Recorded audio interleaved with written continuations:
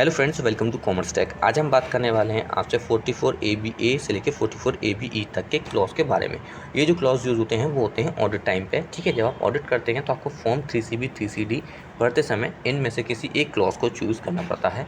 Depend करता है आपके बिजनेस के नेचर पे कि आपका बिजनेस किस ऑप्शन को चूज़ करता है। ठीक है, ये आपका बहुत ही नेसेसरी पार्ट होता है। अगर आप एक ऑडिटर या ऑडिट करते हैं तो उस केस में आपको इसके बारे में पता होना बहुत ज़रूरी है। अगर आप मेरे ख्याल से ऑडिट भी करते हैं तो आपको इसके बारे में बेसिकली पता होगा। बट जो ज़्यादातर जो फॉर्म यूज़ होते हैं वो होते हैं 44 ABA और 44 ABB। ठीक है, ज़्यादातर जो क्लॉज यूज़ होते हैं वो ये दो ही क्लॉज यूज़ होते हैं, मैंने आपको जो बताए हैं। ठीक है, अब इन क्लॉज की जो डिटेल है वो हम पता करते हैं इस वीडियो के अंदर। ठीक है, तो यहाँ पे 44 AB फर्स्ट से लेके 44 ABE तक का मैं बताया है, जिसमें पहला वाला क्लॉज जो होता है वो आता है आपका कैश ट्रांजैक्शन पे, दूसरा सेल्स ऑफ टर्नओवर, तीसरा आपके प्रोफेशन पे, एंड आपके जो फोर्थ नंबर पे जो है देखा है यहाँ पे 44 ABC फर्स्ट सेकंड थर्ड, वो डिपेंड करते हैं आपके सेक्शन पे, जैसे 44 AE 44 BB या 44 BBB। अगर आप इन सेक्शन से कम प्रॉफिट चार्ज करते हैं तो आपको इन क्लॉज में ऑडिट करानी पड़ती है। और 44 ABD में आपको 44 AD से कम चार्ज करते हैं तो उस केस में आपको 44 AD क्लॉज चूज़ करना पड़ता है। अगर आप 44 AD का एप्लीकेबल हैं तो उस केस में आपको 44 AB ही चूज़ करके अपनी ऑडिट करानी पड़ती है।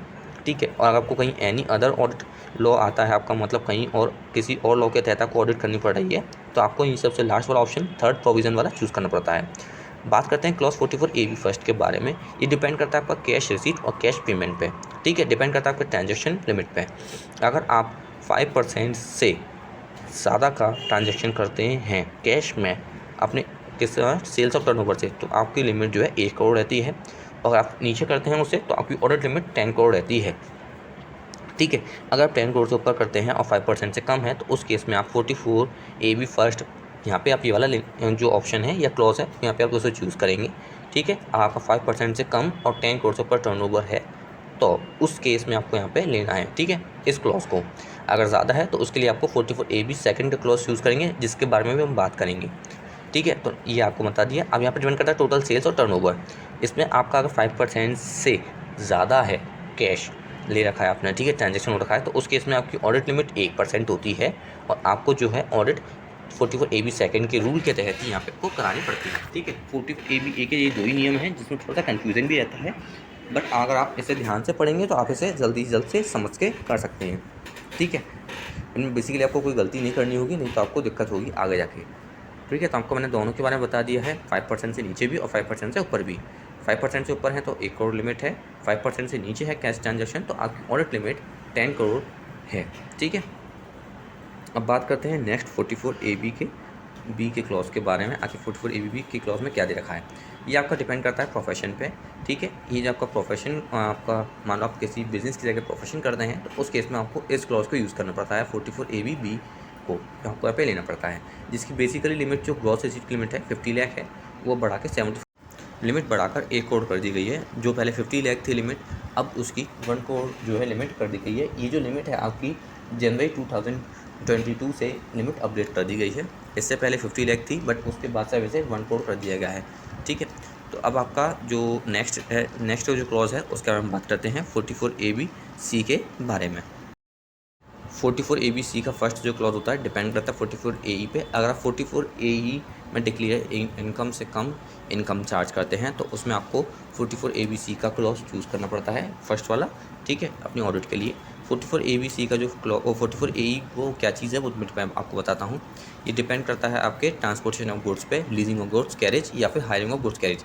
मतलब आपके फ्रेट वाले जो होते हैं कैरेज इनवर्ड वाले, उनके लिए ही ये आपका ऑडिट का सेशन यहाँ पे बनाया गया है, जिसमें आपकी 10 से ज़्यादा गाड़ियाँ नहीं होनी चाहिए व्हीकल की, या फिर अपनी इनकम जो है डिक्लेयर कम ना की हो 44 AE के टैक्स रेट या फिर उसकी इनकम से कम अगर चार्ज करते हैं तो उस केस में आपको यहाँ पे 44 ABC का फर्स्ट ऑडिट क्लॉज आपको यहाँ पे चूज़ करना पड़ेगा। नेक्स्ट आता है 44 ABC का सेकंड, ये डिपेंड करता है 44 BB पे।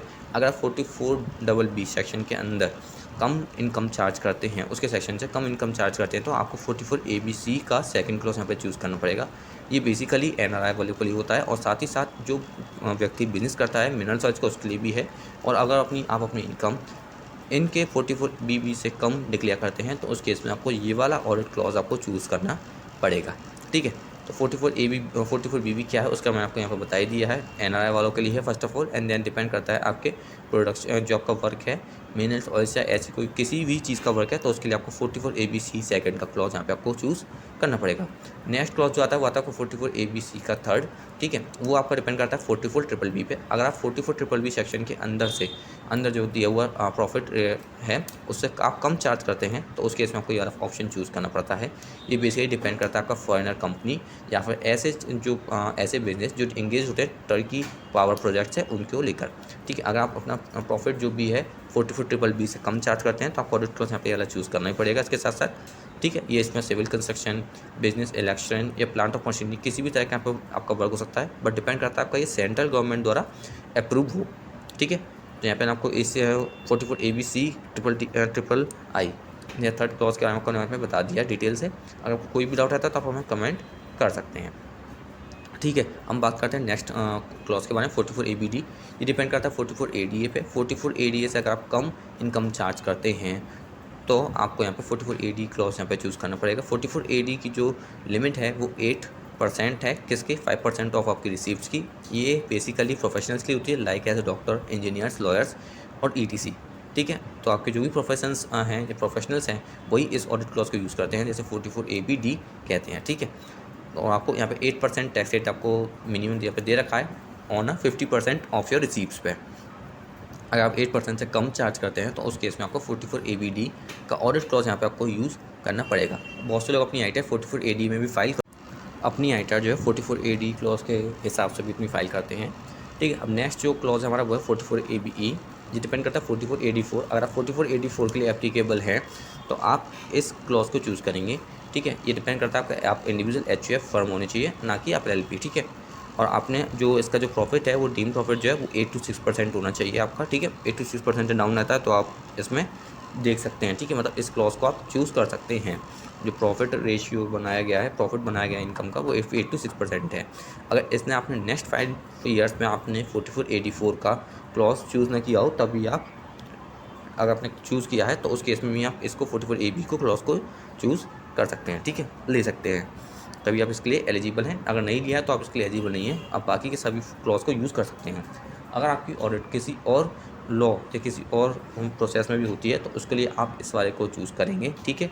अगर इनकम टैक्स लॉ को छोड़कर कोई अदर लॉ में आपकी ऑडिट होना कंपलसरी है तो उसके लिए आपको ये वाला क्लॉज आपको चूज़ करना पड़ेगा, third provision to section 44 AB, ठीक है।